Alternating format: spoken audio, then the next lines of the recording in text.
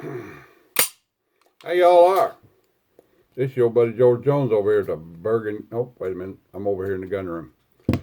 Say, listen, I wanted to make a little video explaining gun cleaning, or at least explaining the way I go about it. Then I got to thinking. Guys spend a lot of money on gun cleaning supplies that aren't really that good, and that they can spend less money on certain gun cleaning supplies and get the same service out of a particular thing. One of the things is I have two basic systems for gun cleaning that I use. One is my collection of gun cleaning junk that I've got here in the gun room that I clean guns with. And something else is something I take to the field. And I've done all kinds of things over the years trying to figure out a field gun cleaning kit. What you need, the best way to have a field gun cleaning kit is to have something to put it in. I've discovered this little guy right here. The Birchwood Casey Field and Service Combat, whatever you want to call it, gun cleaning kit. When you buy this, it comes in this moldy pouch. They come in olive drab green and this color. Desert tan coyote, or whatever they call it. It's got velcros on the front of it where you can attach it to stuff that way. It's got moly on the back of it where you can put it on your gear if you whatever. It's a cool little bag. Double zip. It's got it, when you buy it, it's got enough room in it to put your personal accessories, the things that you like to have for cleaning. For instance, me, the little LSA bottles of solvent and lubricant, the green Orlon pad that I'm famous for, various wiping, mopping rags, and pre-cut patches. That's what I put in there. And then a little sandwich bag with Q-tips in it, which you just about got to have. And there's space in there to put your particular stuff in there. It comes with a bunch of brushes in this, we used to call it isinglass. I reckon it's clear vinyl or whatever. It comes with a Otis style pull through, cleaning tips, cleaning jags, and brushes from 22, 223, rifle and pistol, all the way up to 45. It comes with a AR-15 chamber cleaning brush. I've got a rod handle on there for M1 rifle, so I've got something to take my gas cylinder plug out with. It comes with this little deck thing here, and I've added a screwdriver, but it comes with, and I've added a piece of metal for a punch, or a rod for a punch. Comes with a GI cleaning brush, picks, rods, rod sections, tips, and then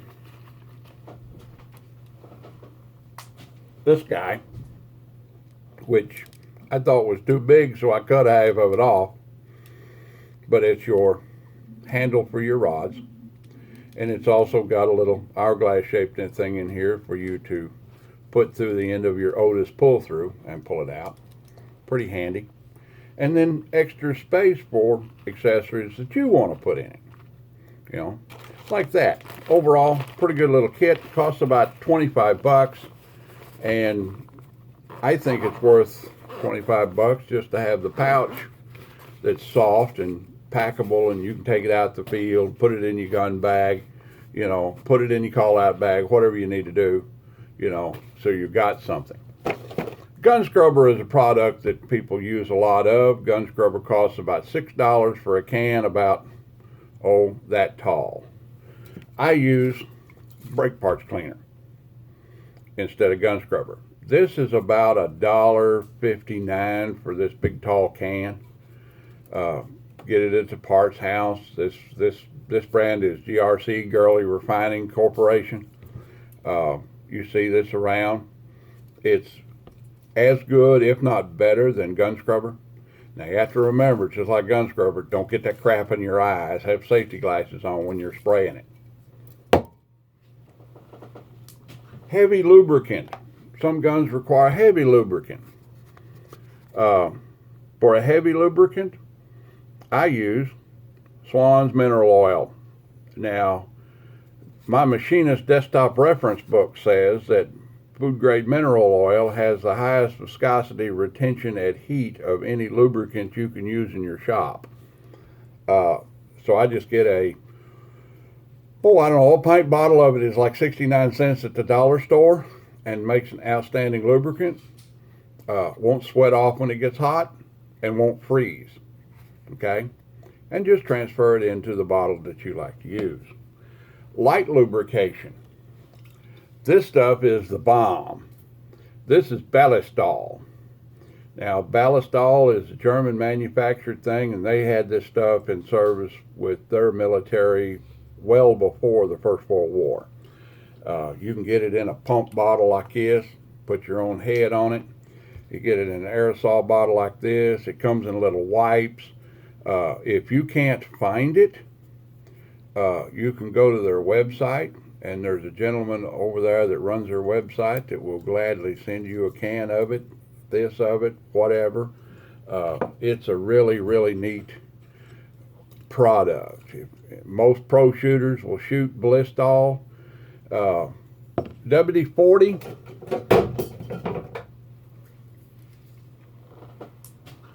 I use WD-40 to clean whetstones and sharpening tools and stuff like that with, but I don't use it on firearms at all. WD-40 is primarily a water displacement. That's what WD stands for. WD-40 stands for water displacement, formula 40.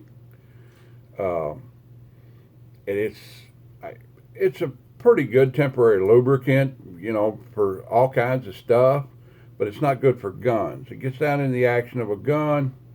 The carrier agent for WD-40 is a thing called dimethyl sulfoxide.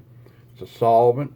Once that solvent evaporates off, it leaves a pretty tacky film behind it and will sit up and become a lacquer. I've seen guns that have actually been lubricated heavily with WD-40 and let to sit, and they will simply gum up and quit working. You know, like that. Solvent, bore cleaner. Ballistol makes a pretty good solvent. If you had one chemical to clean and lubricate with, Ballistol would be the chemical to use.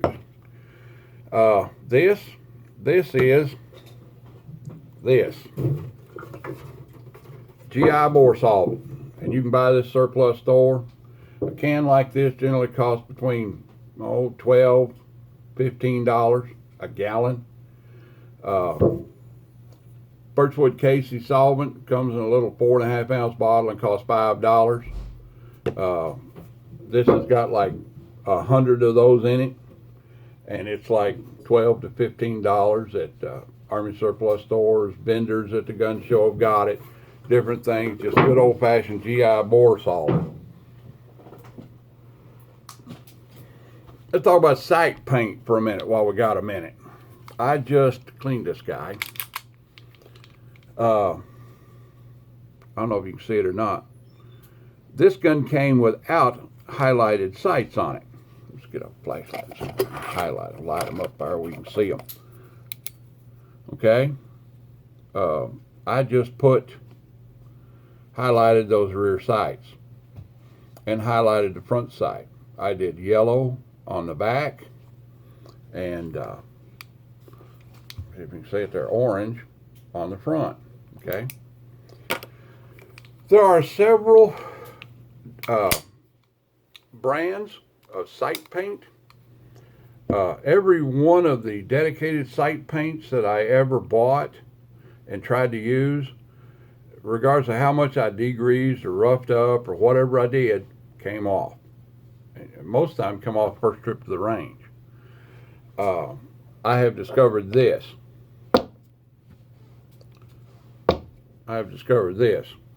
Testors model airplane paint.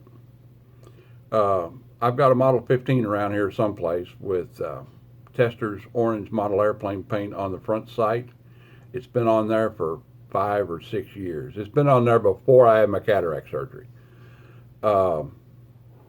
This stuff is an excellent sight paint. If you want to highlight sights, go to the Hobby Lobby or wherever and get you some Tester's model airplane paint and highlight your sights with that. It works much better.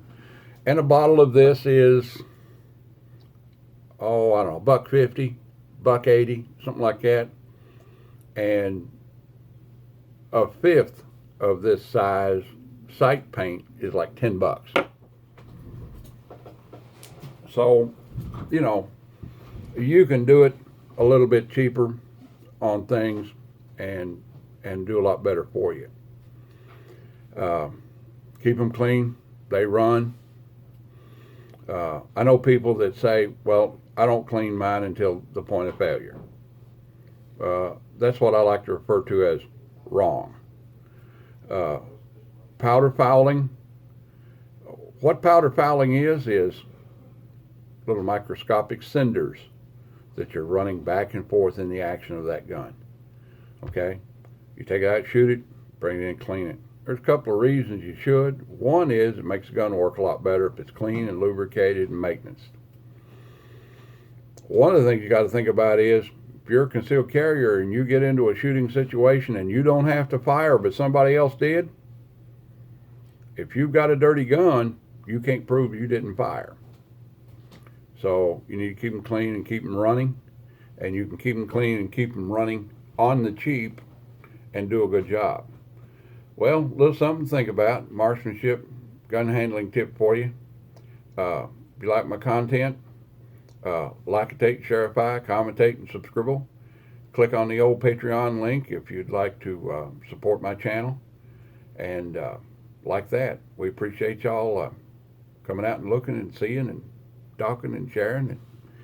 And I really appreciate all the subscribers I have. All right, then. We'll see y'all.